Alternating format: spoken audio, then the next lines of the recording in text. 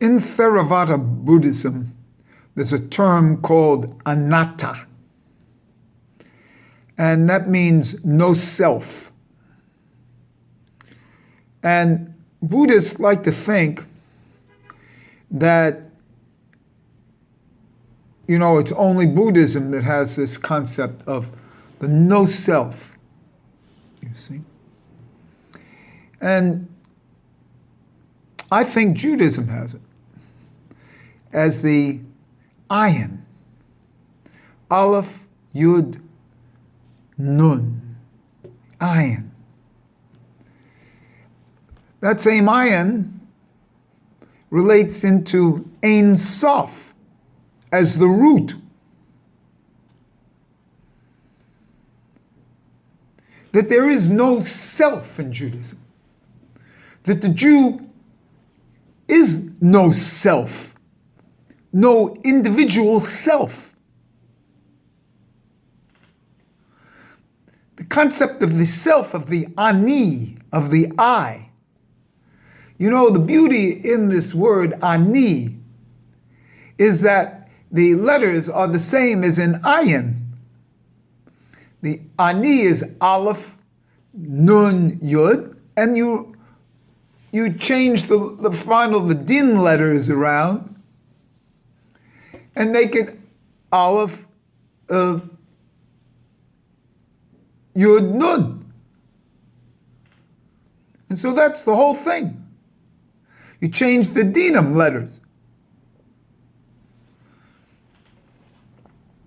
There is no self. It's brought down now more in Buddhism, but its roots in Judaism. And the concept of Ein, Ayin, Ein Sof.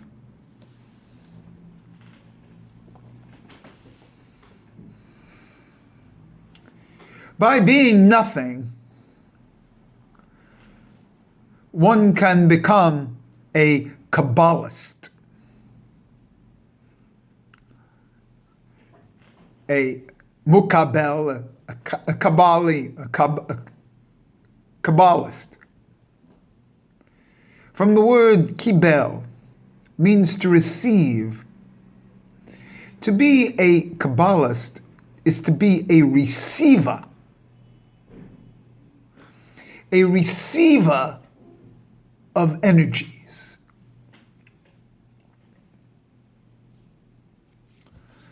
And a transmitter of these energies into the worlds in different modalities and different ways. By speech, by influence, by thought.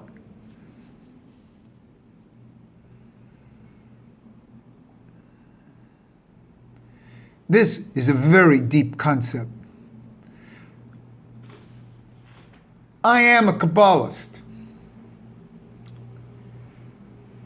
What comes to me isn't mine.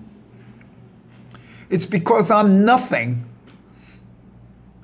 that these things filter through me. And new things come all the time, every day. And it's not me. As a receiver, as a Kabbalist. And I'm in a long chain of Kabbalists, receivers. And this change, there's no hierarchy in this chain. And I have no respect, because I have no respect for one set of principles over another. Because all these Kabbalists, including me right now, come for a specific time. My time is now. When I no longer am here, there'll be another that takes my place. Let us not hold up the past and talk about the Kabbalists of the past. Even the Ari, he set a set of principles for his time. It's the same thing, you know, a mystical school. It's set up for the time that it's appropriate. Gurdjieff always said that. And then after that goes, or even for a short time within that lifespan. And when that's finished, that's the end of it. You don't go back and worship it. You don't go back and worship the philosophies of 100 years ago. Apply them and appropriate them and speak them today, in today's lingo.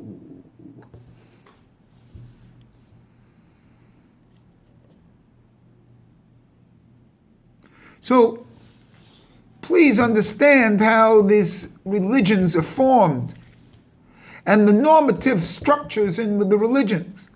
And I have some new things that are appropriate for today. I don't think there should be marriage. Marriage is not a biblical thing, by the way. It's not a derisa. It's a derabana. The derisa is be fruitful and multiply, priya virivya, and that's given to man. And he has to multiply down. But not only multiply in child people, children. And that is what he's supposed to do. He's supposed to have children with women, but there's nothing necessarily about marriage here.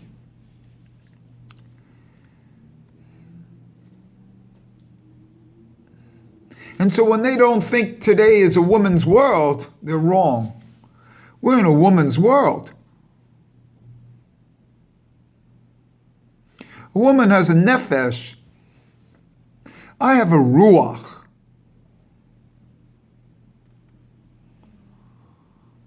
You see, it's different.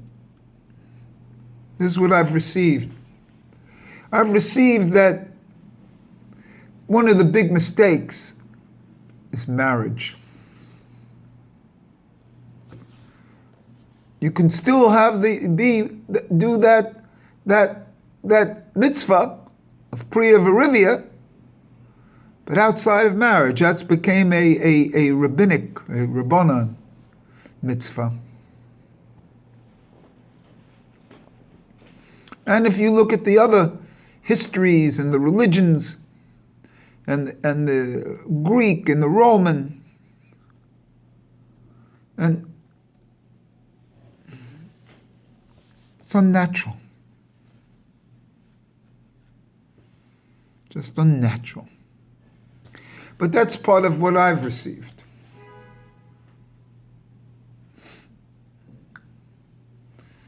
And my Kabbalah is my symbols. And these symbols are appropriate for now.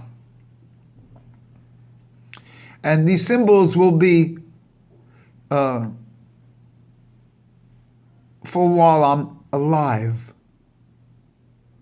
And when I'm dead, there's no continuum. There'll be another receiver.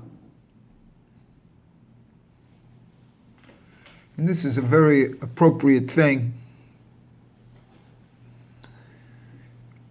for me right now, because it's a concept of, am I really a self? The answer is no. And that's so beautiful.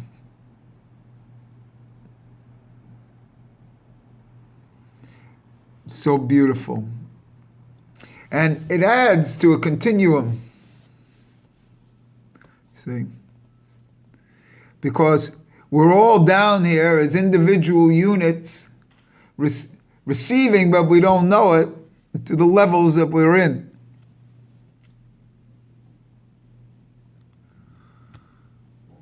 And the societal.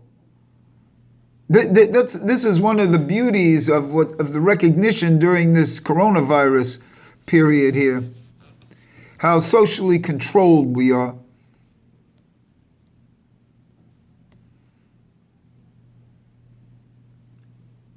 Everything about us is totally socially controlled. The idea of relationships, or that a man should have a relationship, a 50-year relationship with a woman in a marriage. See? And only that woman for the rest of his life.